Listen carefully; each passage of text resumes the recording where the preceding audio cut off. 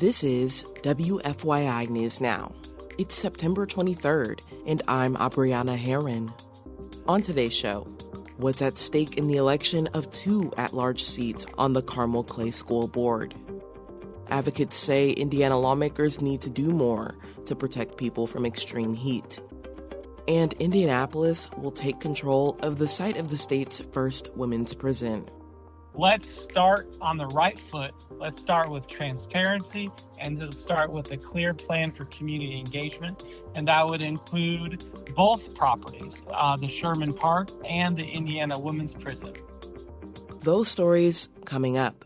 But first, Innovative Hematology and Versiti Blood Center of Indiana hosted a minority blood drive over the weekend in response to a critical blood shortage in the U.S., especially for ethnic and racial minorities. Some patients rely on regular blood transfusions. That includes people with cancer, anemia, and genetic blood disorders such as sickle cell disease. For these patients, it's critical that the blood comes from a donor of a similar ethnicity. Patients are more likely to find the best match in a pool of donors from the same ethnicity. Otherwise, patients may suffer serious reactions. 4 candidates are vying for 2 at-large seats on the Carmel Clay School Board. There are a total of 5 seats on the Hamilton County School Board, and the 2 current at-large members are not running for re-election this year. From WFYI's Education Desk, Lee Gaines reports the candidates who win this election will help determine the priorities for the district moving forward and possibly the board's ideological view. School boards are nonpartisan elections in Indiana, but 2 years ago, a slate of 3 openly conservative candidates ran in a bid to gain a majority of seats on the Carmel Clay School Board and were supported by GOP officials. Only one of those candidates won. In this election, 2 of the 4 candidates running, Dina Furchman and Robin Clark, describe themselves as conservatives. Their opponents, John Shapiro and Chris Wheeler, are not campaigning on their political affiliation. Furchman and Clark are concerned about declining academic rigor and progressive politics in the classroom. Shapiro and Wheeler, on the other hand, believe the district is fundamentally on the right track, and they want it to stay that way. The election is November 5th. I'm Lee Gaines.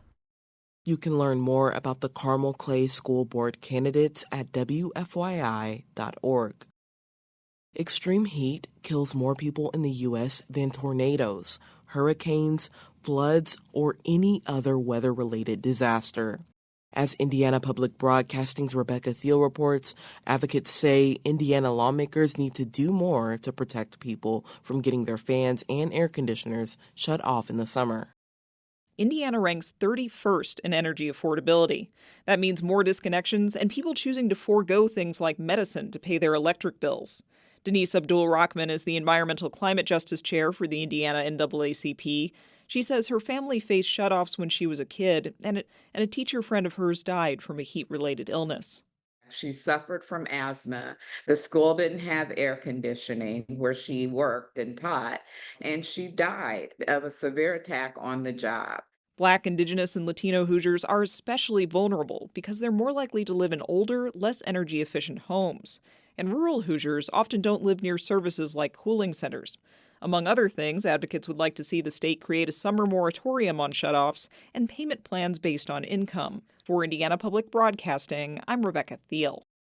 Indiana Democratic lawmakers have proposed several measures over the years to help customers afford their energy bills. Most of them never received a hearing in the Senate and House Utility Committees.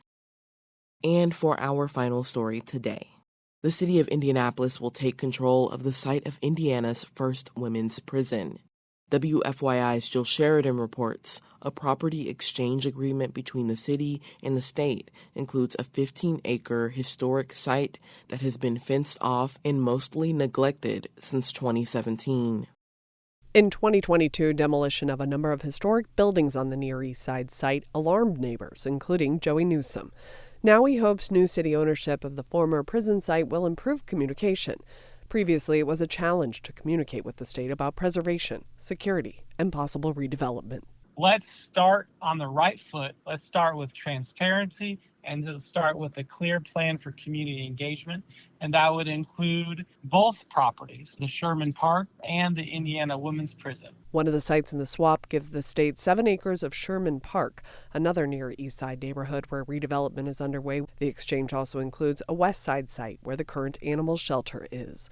The prison was opened in 1873 as the first all-women's correctional facility in the country. I'm Jill Sheridan. That's all for today's episode of WFYI News Now.